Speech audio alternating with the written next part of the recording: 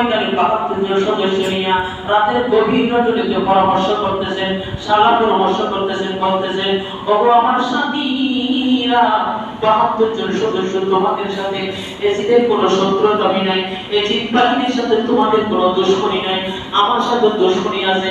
আমি হুসাইন যদি এজিদের হাতের মধ্যে বাইরে গ্রহণ করি তাহলে সব কিছু নিষ্পত্তি হয়ে যাবে।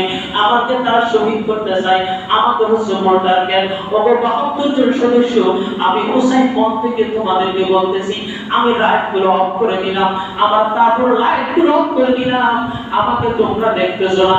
আমি তোমাদেরকে অনুরোধ করতেছি, তোমরা এই মুহূর্তে রাতের গভীর রজনীতে যেদিকে সুযোগ পাও সেই দিকে পালিয়ে যাও। জোরকান্না সুবহানাল্লাহ। তোমরা যেদিকে সুযোগ পাও মদিনা শরীফের মধ্যে চলে যাও, মক্কা শরীফের মধ্যে চলে যাও। হুসাইন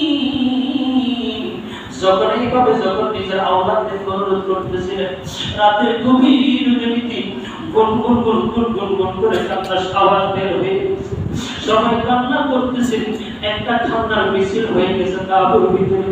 হঠাৎ একজন দাঁড়িয়ে বলেন, ওগো হুসাইন, আমরা যদি তোমার যদি এই জায়গার মধ্যে একা রাইখা, তোমার এই জায়গার মধ্যে রাইখা, আমরা যদি সবাই তোমার রাইখা যদি মদিনা শরীফ চলে যাই, মক্কা শরীফের মধ্যে যদি চলে যাই, কাল কিয়ামতের ময়দানে তোমার নানা জান আমাদের নানা জান যদি জিজ্ঞেস করে, ওরে মক্কার মানুষ, আমার হুসাইনকে কুফরার মধ্যে একলা রাইখা তোমরা কেন চলে আসছো? এই প্রশ্ন যদি আমাদেরকে যদি নবী করে, আমরা তো কোনো প্রশ্নের উত্তর দিতে পারবো না। ওগো হুসাইন, আমরা এই জায়গার মধ্যে তোমাকে নিয়ে এসেছি, আমরা